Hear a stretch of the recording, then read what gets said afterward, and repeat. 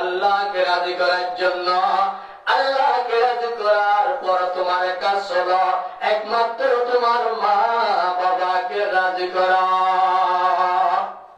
আল্লাহকে রাজি করার পর তোমাদের মা বাবাকে রাজি করা তোমার দায়িত্ব।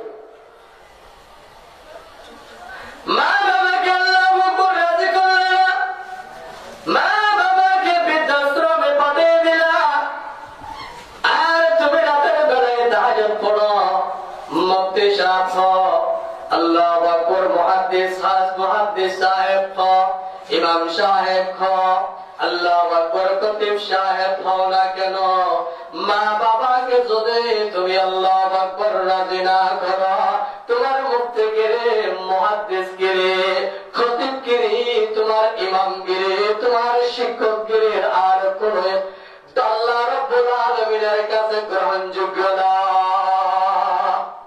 একমাত্র আল্লাহকে রাজি করার পর আল্লাহু আকবার, একজন সন্তানের দায়িত্ব হলো মা বাবাকে রাজি করা।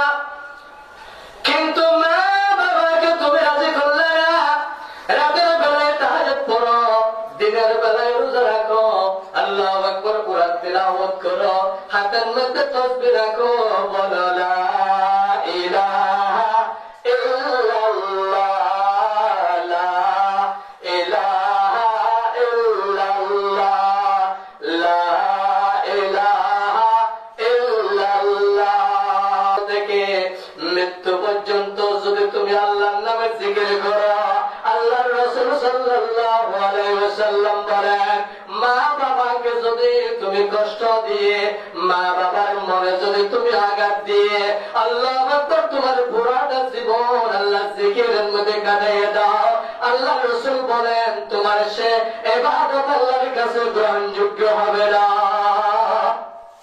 সে ইবাদত আল্লাহর কাছে গ্রহণযোগ্য হবে না, কারণ তোমার উপরে তোমার মা বাবা নারাজ। তুমি একজন মন্ত্রী, ম্যাজিস্ট্রেট, তুমি একজন প্রশাসক, তুমি একজন এমপি, তুমি একজন মন্ত্রী, তোমার বাড়িতে তোমার মা বাবা সুখে থাকার কথা, সুখে থাকার পরিবর্তে এখন তোমার স্ত্রীকে নিয়ে তুমি সুখ শান্তিতে বসবাস করো, কিন্তু তোমার বৃদ্ধা মা বাবা বৃদ্ধাশ্রমে রাখো। আল্লাহ রাসূল বলেন, এই মা, তোমার মা বাবা, তোমার দায়িত্ব ছিল মা বাবাকে তোমার পাশে রাখা, তাদের সেবা করা। আজকে মা বাবাকে বৃদ্ধাশ্রমে রেখে তোমার স্ত্রীকে নিয়ে আলিশান ঘরের মধ্যে যদি তুমি বসবাস করো, তোমার কুমারে সেটা সুখ নয়, সেটা তোমার কুমারে গজব পরিণত হয়ে যাবে।